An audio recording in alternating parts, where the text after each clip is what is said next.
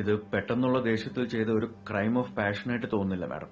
കേരളം നടുങ്ങുകയാണ്. നടുങ്ങല്ല, വിറപ്പിക്കും ഞാൻ. Planned abduction, ഒപ്പം മറ്റ് ഫിസിക്കൽ ടോർച്ചേഴ്സ് ഇല്ലാതെ ഹൃദയം കണ്ണുകൾ തുറന്നെടുക്കുക. കുറ്റവാളിയെ നയിക്കുന്ന വികാരം ഒന്നെങ്കിൽ പകയായിരിക്കാം. കഴിഞ്ഞ ഓണത്തിന് കൈപ്പഴ കുഞ്ഞപ്പന്റെ കൈയറത്തപ്പോ കട്ട ചോരയ മോത്ത് തെറിച്ചത്, അല്ലെങ്കിൽ മാനസിക വിഭ്രാന്തി. Even I feel the same. ഉളുപ്പുണ്ടോ? You guys carry on. Abraham കോശിപ്പോൾ ഒരാളൊരു സ്ട്രഗിൾ പോലും ഇല്ലാതെ മൊബൈലും കളഞ്ഞിട്ട് പോകാന്ന് പറഞ്ഞാൽ അയാളിനൊന്നെങ്കിൽ തോക്ക് കാണിച്ച് പേടിപ്പിച്ച് വണ്ടി കയറ്റി കൊണ്ടുപോയതായിരിക്കും, അല്ലെങ്കിൽ പരിചയമുള്ള ആരെങ്കിലും തന്നെ അങ്ങോട്ട് ചാമ്പിയതായിരിക്കും. കണ്ണിച്ചോരയില്ലാത്ത വർത്താനം പറയാതെ എങ്ങനെ പറയാതിരിക്കും? ഈ പലരുടെ സ്വാധീനിക്കലിനും ഭീഷണിപ്പെടുത്തലിനൊന്നും വഴങ്ങാത്തോണ്ട് തന്നെ കരിയറിൽ 17 തവണയാണ് സ്ഥലം മാറ്റം. ഇതാ മലയാളികളുടെ കുഴപ്പം. മറ്റുള്ളവരുടെ കാര്യത്തിൽ അനാവശ്യമായി കയറി ഇടപെടും. ഇംഗ്ലണ്ടിൽ നടക്കും, ജർമ്മനിയിൽ നടക്കും. പിന്നെ നമ്മുടെ കലാപരിപാടികളൊന്നും ഇവിടെ നടക്കത്തില്ല, കേട്ടല്ല. താനത് വിട്ടുകളയടോ. എബ്രഹാം കോശിയുടെ ശരീരത്തിൽ സോൾപ്രം എന്ന മെഡിക്കൽ കണ്ടന്റ് വൻതോതിൽ കാണപ്പെട്ടു.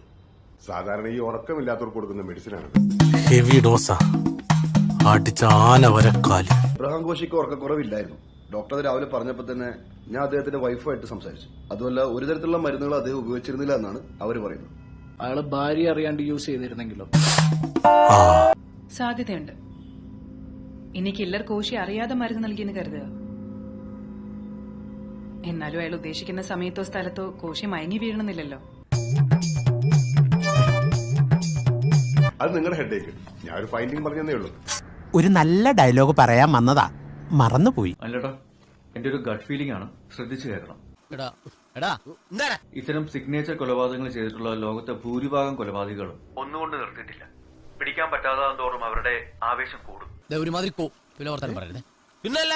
കൊല ചെയ്യുമ്പോൾ കിട്ടുന്ന ഒരു എക്സ്റ്റസി, അതിനുവേണ്ടി അവർ വീണ്ടും കൊല നടത്തും. നമ്മുടെ കേസിൽ മിക്കവാറും പോലീസുകാരാണ് ടാർഗറ്റ് ആവാൻ സാധ്യത കൂടുതൽ.